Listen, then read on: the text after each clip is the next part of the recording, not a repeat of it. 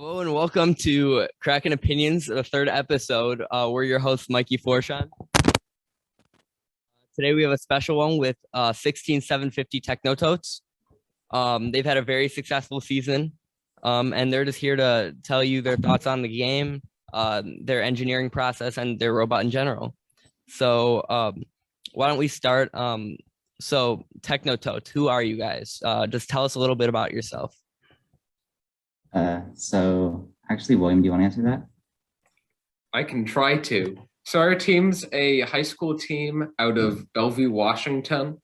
And we have our team started a bit over 2 years ago when one of our mentors, who now lives in a different part of Washington, Jeff, wanted to start an FTC team at a school. He had previously had a community team whose team number escapes me at the moment, but 11333. No, it's 11388. Okay, well, the Technoturtles, I believe, was their name. Yeah. So he started an FTC team at our school, and this year we expanded to have 2 FTC teams, which between them have 20 students. Very interesting. And then, so what would you say, maybe something about your team that, like, you guys have had a very successful season. What would you say has differentiated you guys this year? I guess I can go into that a bit. Something that's really differentiated us this year is we actually had the kind of paying into the 2-team system. One of the problems FTC teams often face is they have older members and they have younger members, and the older members are doing all the work and the younger members just sit and watch. And it has this dynamic of, you're going to win this year, but next year, what on earth is going to happen? Your team is going to not do as good. So one thing that really makes us different is that we have our second team, Team 2043.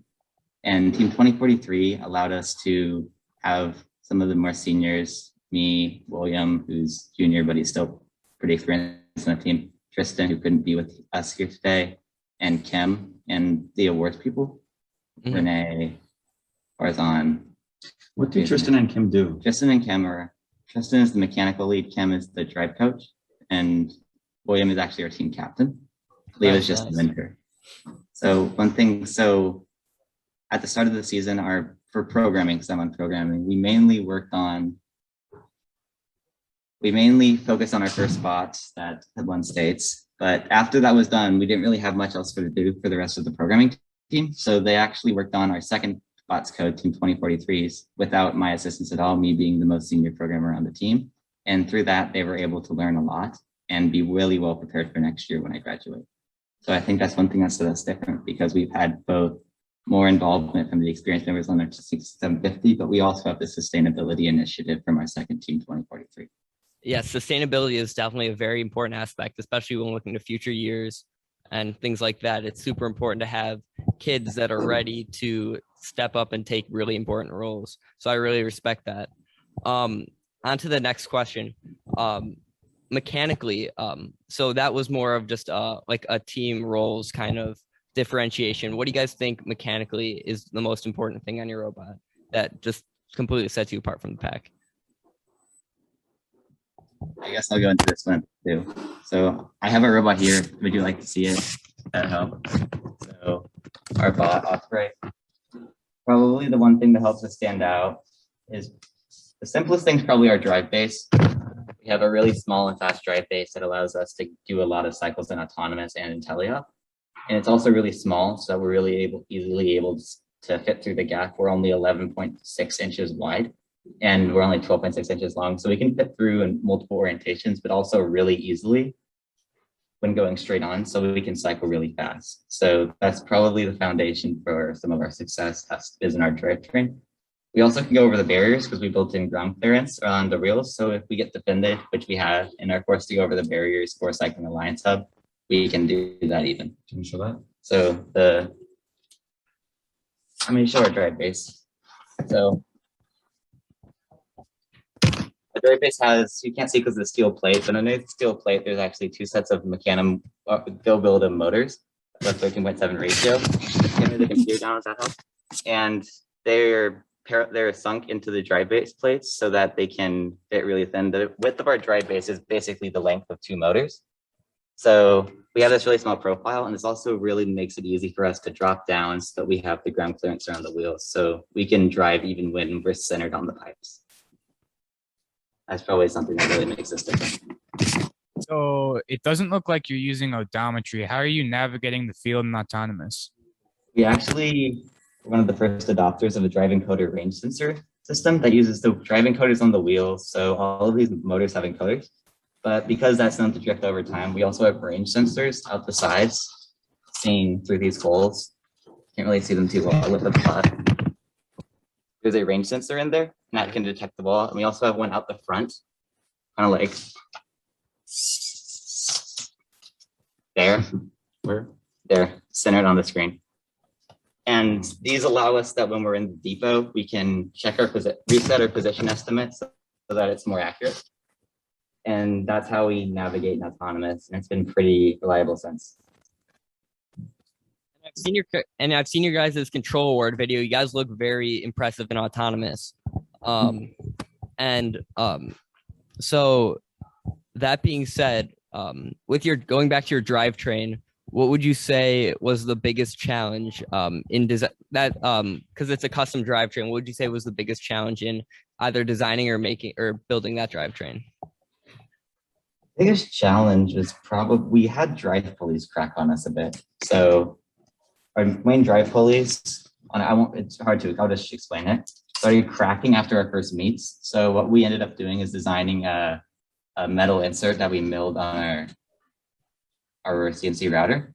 And we then put that into our pulleys, and through that, we were able to stop the cracking of the pulleys. I mean, I believe we've also shared this insert with other teams, which has really helped them deal with the same issue because other teams are having similar issues with their drive bases. So that was probably the biggest issue we faced in designing it. How do you guys fabricate your custom pieces? Do you use like CNC? Do you laser cut? Like, what's the deal there? We have an in-house CNC for milling aluminum. It's an Omeo. A lot of other teams have them. Well, a lot of the more well-known teams have them.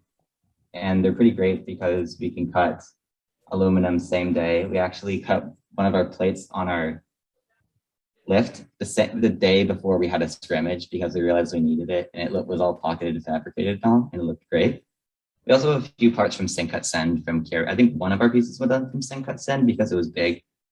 And we also have, for our capping mechanism, is from a previous year, so we had Sink Cut Send plates for that. So that's how we fabricate. We also have 3D printers that can print PETG, TPU, and they also can print carbon fiber nylon. So that was really useful for some of the more easy to break parts to print them in carbon fiber. So you guys can cap. That's interesting. There's actually not a lot of teams in our state, Wisconsin, that can cap. So what does your capstone look like? Where'd I put it? It is a I know. cup with a magnet on it is the best descriptor of it. Well, Alex gets them. It's a cup, like a coffee cup or whatever, with a magnet on it, and there's a magnet on our capping mech, formerly a wobble goal mech, and then it just like sticks to that. So and our cup, boom. nothing special to it. It's just a solo cup with tape for our vision. But something unique about it is it's actually actively deployed. We had to add this really in a rush because we had little time when we realized we needed to cap. So we actually, this is our wobble arm claw from Ultimate Goal. These are the wobble goals.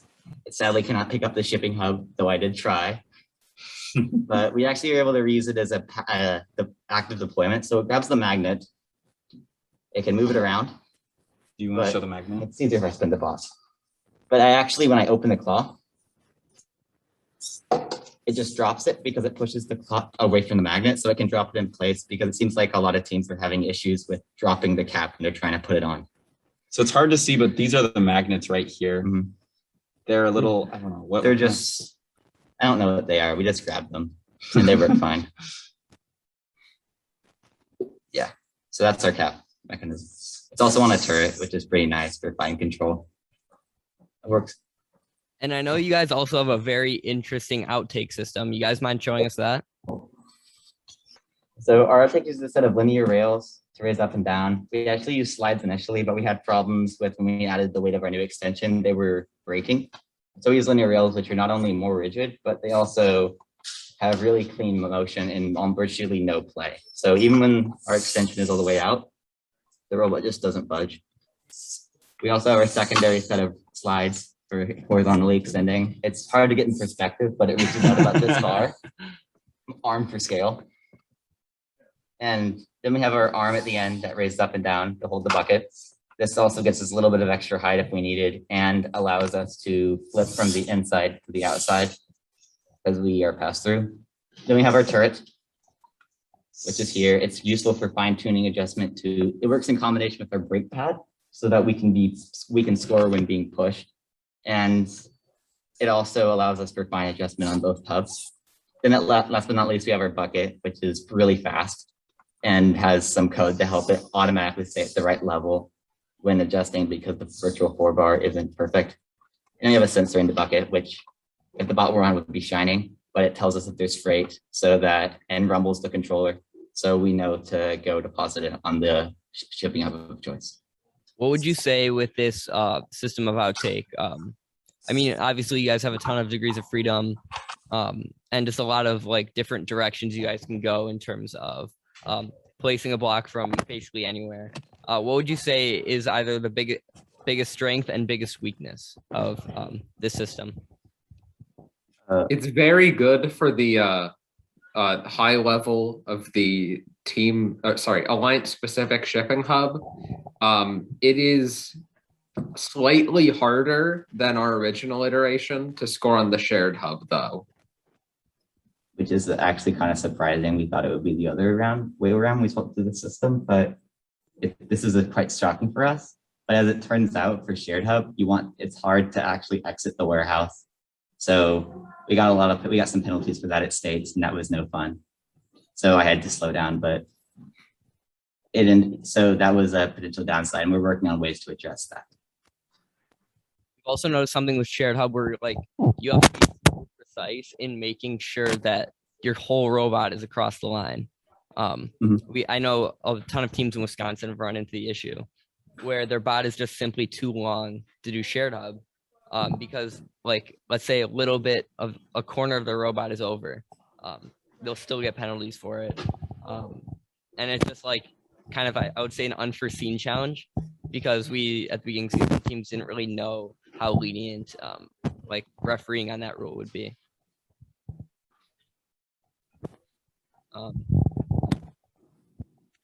So a bit of a small like detail from what you said. You said when the range sensor detects a block, it rumbles the controller. Like, are you guys using like the Xbox 360 controllers?